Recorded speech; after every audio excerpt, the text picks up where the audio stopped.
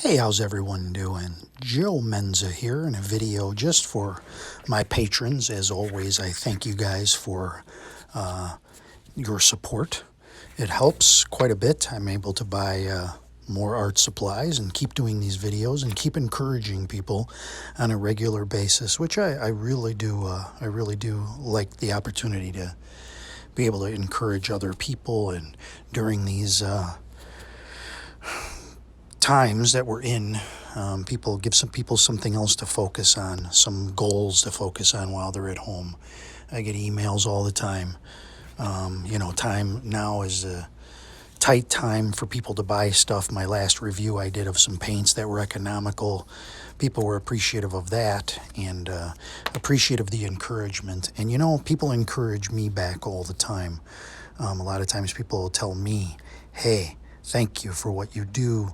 And it pushes me forward to say, there's these people out there, and I want to keep on helping you guys out. So in this one here, we're doing 11 by 14 on Fabriano Studio, and I am doing some raw sienna and some yellow ochre. And we're just kind of brushing it in. I always like to leave a little open in the middle for lighting purposes. And now I'm coming in with some cerulean blue. You can use cerulean, cobalt, and ultramarine blue if you want to come up with sort of a different element of skies. They're different blues, but yet when you kind of blend them together, they have some different variations to them. So it's kind of something interesting I've been playing around with. If you only have ultramarine blue, obviously you can use that. Once I lay these in, a lot of times, if I'm not particularly happy with my cloud pattern, I'll hit it with a little spray bottle, as you saw me do. And if I'm really unhappy or really something is necessary, I can always throw a tree up there. The goal for me is, and to express to others, is have fun. This should be a fun thing. If your goal is to become a professional artist and sell your stuff, not that you can't do that, but if you're really looking for the Juilliard training of painting, and this is designed to be fast, loose, and fun. Have a good time. If you get really good at it, people want to buy your art, then that's a bonus. But in the meantime, it should be fun, and it should be relaxing and enjoyable, and each painting should be a stepping stone to the next painting. They're all together. There is no separate painting. There is only you in each stepping stone. It's like each day, but each painting is a new painting, and each day is a new day. So that's where we go forward, and there's always the hope of something better, and the pursuit of happiness and the enjoyment. So you can see I've got this nice light coming down. I've added a little bit of Payne's gray to the blue, something I like to do a lot. And it's at this point when I look at a painting and I'm like, okay, what am I going to do now? What can I possibly do with this painting? To avoid messing up. I've got such a nice background. And, it's often invariably, you get a nice sky, and you ruin the foreground. You get a nice foreground, the sky is terrible. Sometimes that happens. Part of me looks at this and says, maybe I'll just leave it here, But of course, I'm not going to do that. I'm just kind of dabbing in a little cloud pattern in these darker areas, just to get a little bit more clouded effect.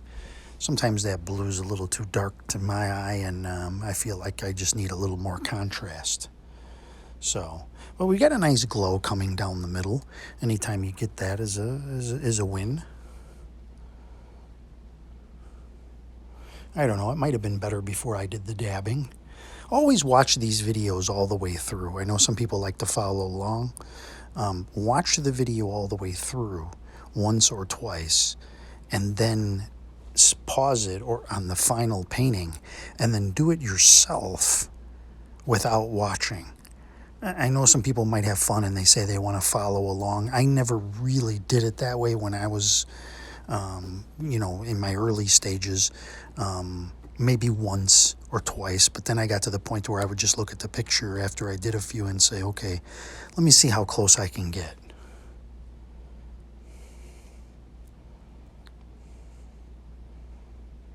So I'm just adding a little darks here to the sky. As I said, it was probably fine before, and sometimes when we're in the middle of painting, sometimes it's better to, you get to a point, you walk away. I know we try to do wet and wet, but do your painting and walk away and come back refreshed after about 20 minutes. Go get a cup of tea, cup of coffee. Come back and say, okay, I got a fresh perspective on this.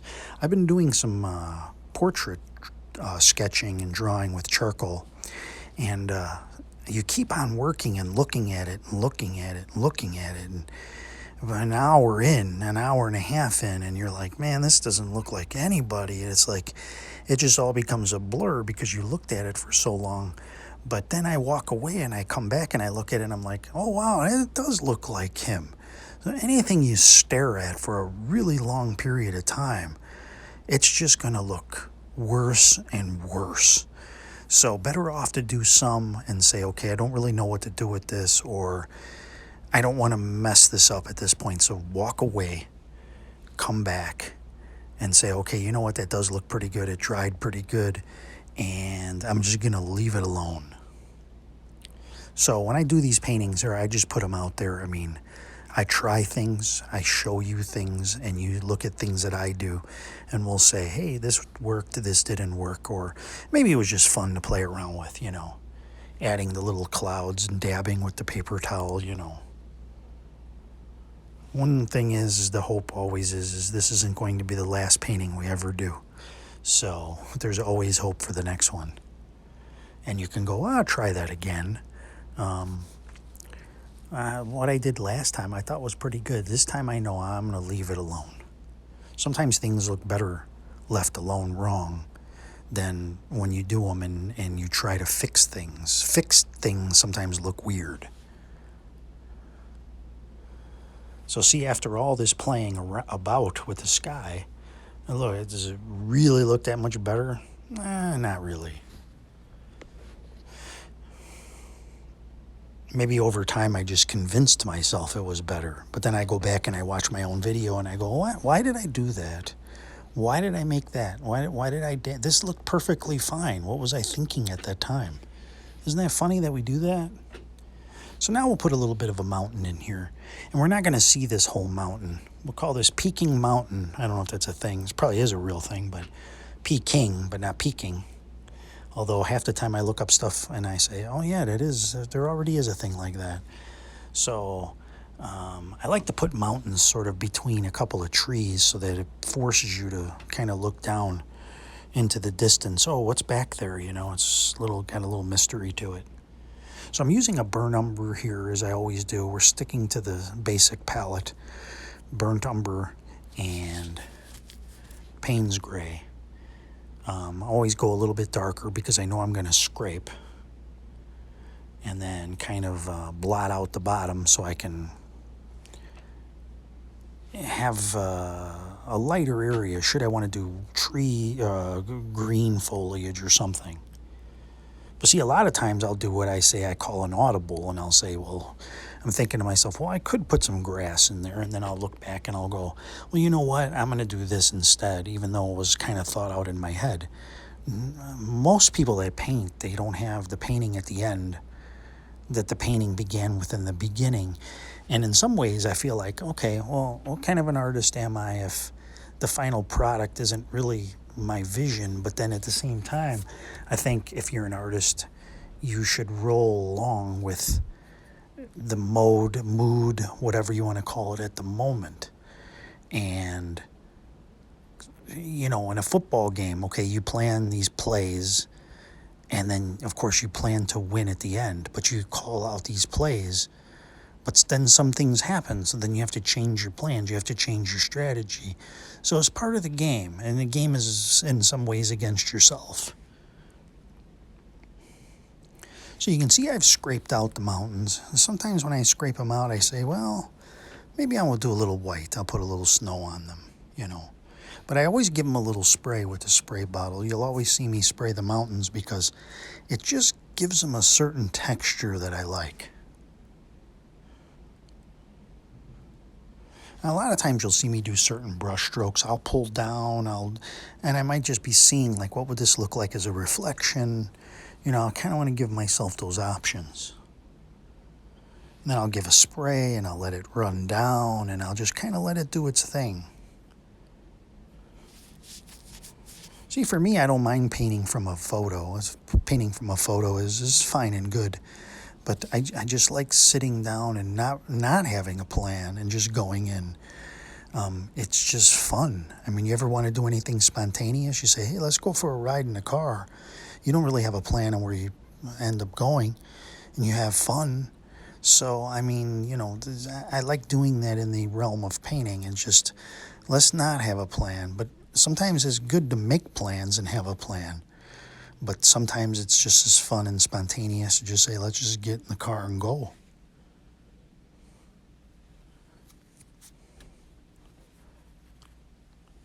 So we're working a little bit on the foreground. We're working a little bit on this tree here. Pulled out the fan brush.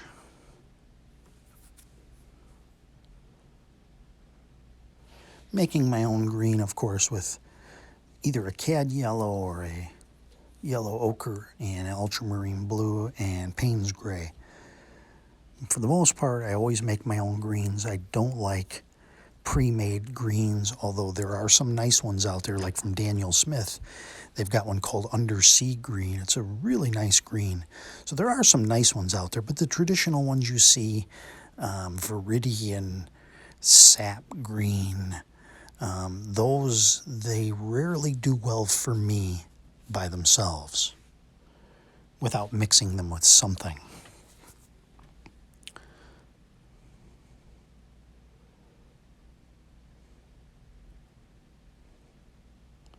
So here now I'm looking over my painting as I'm coming down the page, as my team is coming down the page, and I'm thinking, okay, what can I call here? What looks good? What can I build on? What can I not build on? So, you know, maybe some water down the middle. What can I correct before things dry? What's going to bring people in? Are the colors looking good? You know, I have a good light coming down. So I'm looking at all these things, and is this pleasing to my eye? At the end of the day, you should paint for yourself, not for what anyone else is going to think, but you should paint for your eye and go, okay, am I happy with this? Sometimes it doesn't hurt to branch out. Some people say, well, you know, hey, I like more colors. I like that other one you did. Artists, I think, are people pleasers because we want people to like our work. But at the same time, first and foremost, you need to paint for you. Now, I've put that grass at the base of the mountain, and on top of the grass, straight from the tube, we're doing some cad yellow hue and just dabbing that in to give little highlights on top. It's one of the few colors I think you can do that with. Lemon yellow, you know, any other colors you try to put on top, they just kind of blend in if they're darker. But cad yellow hue, especially if you use an artist grade, you can really do some highlighting with it. So now I've done another tree off to this side. I'm taking the card and just scraping straight down. You notice when I lay in a tree, I don't waste too much time. I mean, some people let it dry for a few seconds. Some people go right in. Like me, I scrape right away. You have to try and see what works best for you. And then that textural look you get will vary depending on what paper you use. If you're using a really smooth paper, you're not going to see too much tooth. So typically, I like paper that is a little, let's just say, bumpier for those of us that, you know, just to keep it simplified. I like a bumpier paper. I like a more textured paper. And two, when you use a, you know, more textured paper, it does help, and you get that oil painting look that people tell me, oh, your paintings, they look actually like oil paintings or acrylic, whatever. Well, that's because I put a ton of paint on, and I spray with a spray bottle. You know, all those things together kind of give it that fluid look. So I'm taking the rigger. Actually, this is a needle brush. This is a needle brush. I got There's some out there that are very expensive, and this one here I got from another online painter. This is supposed to hold water more. The only thing I don't like about it is that it kind of separates, if you're not careful, from the needle to like almost like two needles. So it's okay. I think I still like a traditional rigger brush better.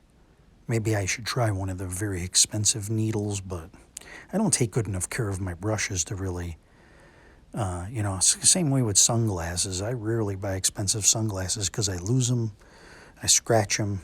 So I punish myself by not getting better tools. I'm just not very good at taking care of my stuff, even though my dad used to tell me, oh, you gotta put that away, the tools in the garage, like I went out there one time and there was this crescent wrench, and I mean, adjustable. Thing was like frozen shut, rusted. I'm like, oh man, my dad would have really been on me about this thing. So, just take care of your tools is, I guess, the lesson there. So again, I'm doing this tree. I'm dabbing on that nice cad yellow brightness. See, at first when I did the cad yellow over the top, it was like, because I thought there was something missing. And it was like more of a fix than anything. And when I saw how nice it looked, I'm like, oh, I'm going to actually use this from now on. Some of my best little techniques that I've found that I like are those born out of necessity, trying to figure out how can I do this or fix that. It's kind of reminiscent of these TV shows or movies where some of the best ideas are come about from budget or problems, like in Jaws, the shark kept breaking. So then they decided, well, we're not going to show it. We're just going to have the music, bum, bum, bum, bum, bum. And it's classic. It's a classic thing. So now we have this light coming down. It's coming through the tree. It's giving us that nice bright yellow. We're coming over the top of the mountains. We've got a really good, really good stage set here. And because there's just not enough yellow, I'm going to dab some on the other side. There's a few different yellows I'm finding myself, you can use there's Hansa yellow, there's gamboge, there's cad yellow hue, there's raw sienna's not so much a yellow, but it can be like a yellow mustardy color.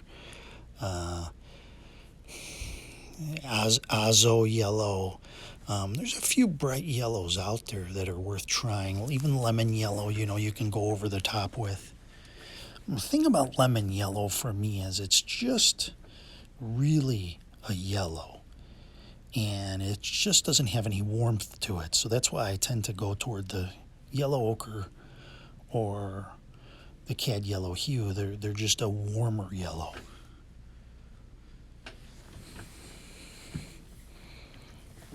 Lemon yellow just doesn't have enough oomph to it for me by itself. But that doesn't mean I wouldn't use it.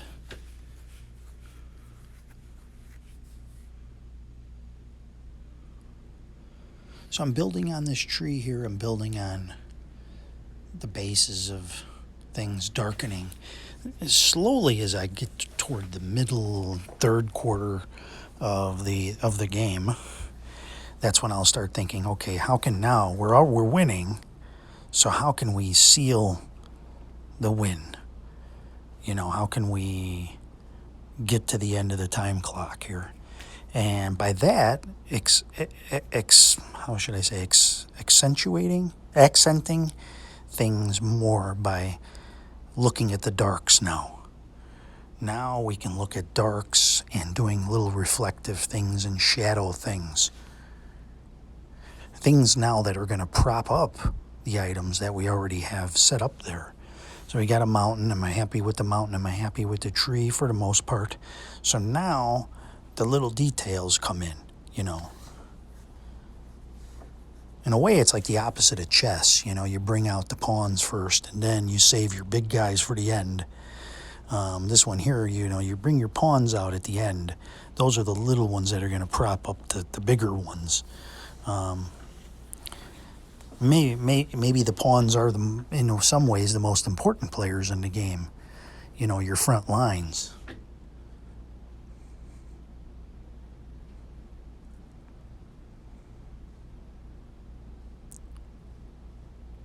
So you can see in this case here the little bit of white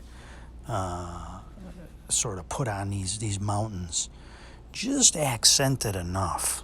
It was needed here, and it just gave a little extra character. I know a lot of people are not big on white, but this is fun. This is, if you're going to be judged in some watercolor purist show, then, don't listen to me. But if at the end of the day you want to look at a painting hanging on your wall and, enjoy what you're having fun with, then use everything that's out there. I mean, you don't go bike riding and then, think about, I got to ride my bike as if I'm the Tour de France. So that's the way I look at it. If you're planning on riding in the Tour de France, then maybe you want to have all the exact gear. You want to be in perfect shape, however it is you need to do to get into that. But right now we're just riding our bike for fun.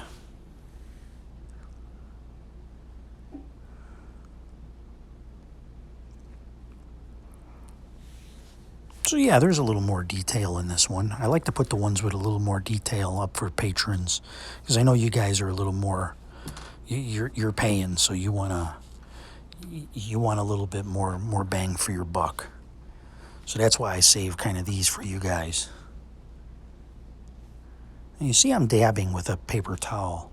Now, one thing I've been doing lately is, to get a different texture, is I'll actually take a paper towel, kitchen roll for you guys across the pond, and dabbing a paper towel that's crunched up into the paint, especially like white, and then pressing that against the paper, and you get some unique things that you don't get with a brush. It's almost like stamping with a paper towel. You can do this in, trial and error, but do it in the foreground. You can make clouds in the sky, and it's interesting. And I don't think there's anything wrong with that. I mean, again, we're doing this for fun. You look back at Pollock, and he used to squirt right out of the tube onto the canvas. He used to, pour his paint out from a stick. His was very,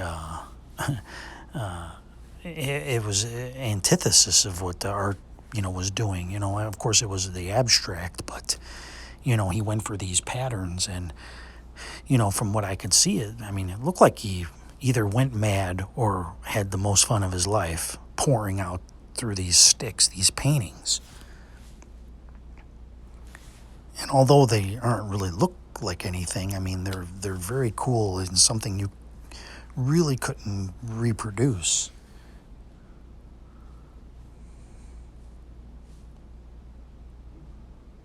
So we've defined the foothills of this mountain here, and we got a kind of couple of mountains coming down. And now, in addition to, let's say, I come back with darks, I'll come back with maybe something warmer. Sometimes I'll see what it does, and then I'll progressively go darker, so only a little bit shows. But, either burnt umber, I've been using a little more burnt sienna because it's just a warmer brown. But I don't know, sometimes I put it on there and I say, I just don't like this by itself. So I'll mix burnt sienna with a little blue, or I'll mix burnt sienna with a little yellow. But it's not a color I like using straight up by itself. Honestly, if I think about it, there's not too many colors I do like really using by himself, except in the sky, like yellow ochre, or even ultramarine blue. I'm not a fan of using all by itself. So there isn't really too many color. Payne's gray you can't really use by itself because it'll be too dark. Maybe yellow ochre or cad yellow hue in a sky, or maybe cad yellow when I dab it on, for a highlight. But most colors I mix, and I don't really wash my brush that often. Ron Ranson used to talk about the purity of the color. So he'd have a very clean color on there. There's something to be said about that. But I like to have different colors in the brush. For me, it gets me a little closer to something that looks like, do I want to say more realistic? That's really the only thing I can think of. More realistic, maybe less impressionistic. So I'm building on this bottom of this mountain here, making it look a little more rocky as it hits the beach. So just kind of playing around with some reflection. The water is probably a little overworked, but you can just see how far we can push it.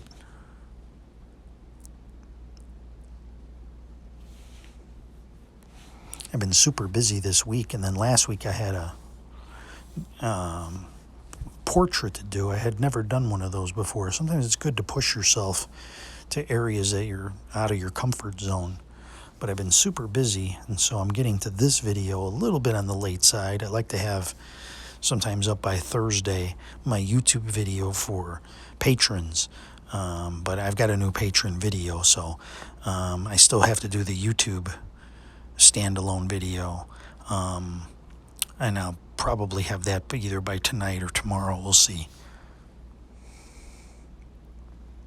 This one here was actually sitting in the queue for a while, waiting for, me to edit it and stuff like that. So I'm a little bit behind on videos, but I got more coming, more in the process of coming.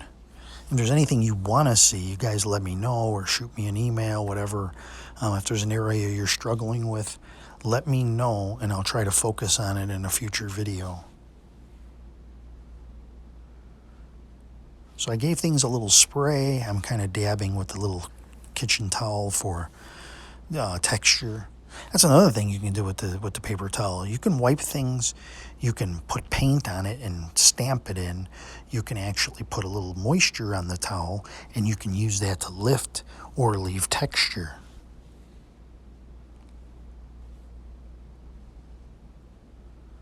I find that Bounty is no, I'm just kidding. There's really no paper towel. Actually, there are some paper towels that are crispier, and they're better for certain textures, like those towels you get from the commercial bathroom.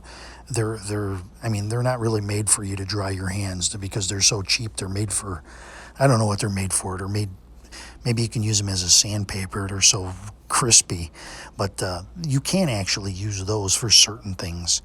And then softer tissue you can use for other things. The only thing that doesn't work so well usually is like Kleenex that has, nose tissue, whatever you want to call it, that has like,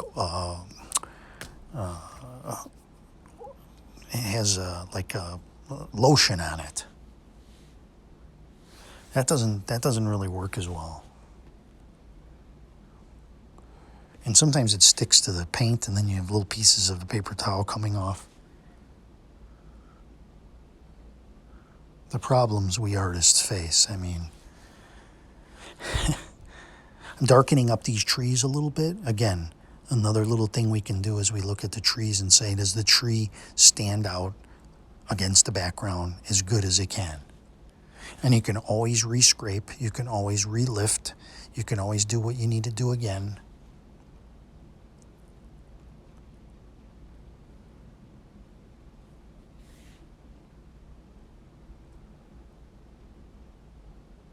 Again, just dabbing with my wet paper towel.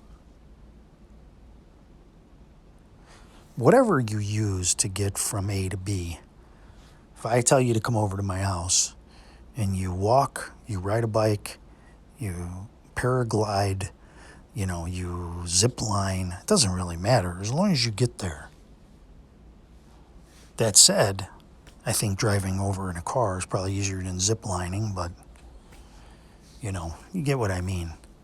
But if you zip line is your only way to travel because you love it. True story, I did go zip lining one time, with my family. Oh my gosh, I was the biggest chicken ever. I'm not a big fan of heights anymore, and you had to climb to the top of this thing. And man, one guy came back and he's like, it's not for me. And I'm like, oh boy. So I get up there and I'm looking at, I mean, I couldn't even get, there was like a wooden bridge like they had from the Indiana Jones movie. I didn't even want to walk across that thing. I haven't even zip lined yet. And I'm like looking at this thing, I'm like, no. Finally, I did zip line, but I mean, I was like, the whole time, I mean, I was just like edgy. When I was a kid, I'd have jumped on that thing. I don't know what it is when you get older. It's like your body doesn't want to cooperate. I'm scraping in some branches here to the top of this tree. So this is really about all I can do with this painting. I hope you guys enjoyed watching this. Let's take a close look here. You see what I did with the water there. I mean, I did a lot of work that probably was more unnecessary, but in the end, we've got a nice look to it. So just play with it.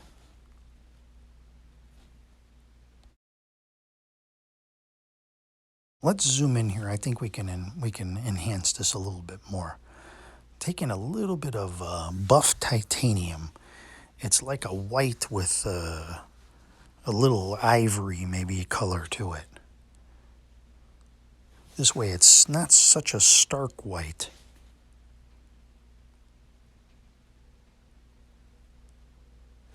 This is it's a Daniel Smith color. You can take a little white and you can add a little something to make it a little, more creamy, custardy.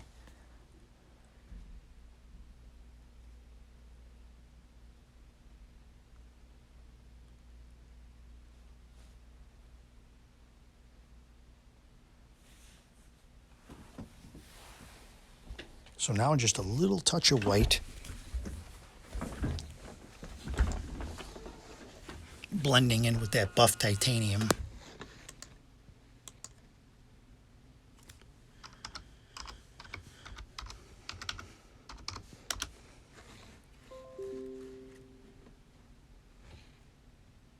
And you look at the little brown and the little things there. It really does look like we're reflecting. It is almost in an oil painting type of look to it. So now I'm coming back with some darks and just sweeping that into that buff titanium mixture. And a little bit more blue. Not cleaning the brush. I just want that to blend right into the creaminess of that white and buff titanium.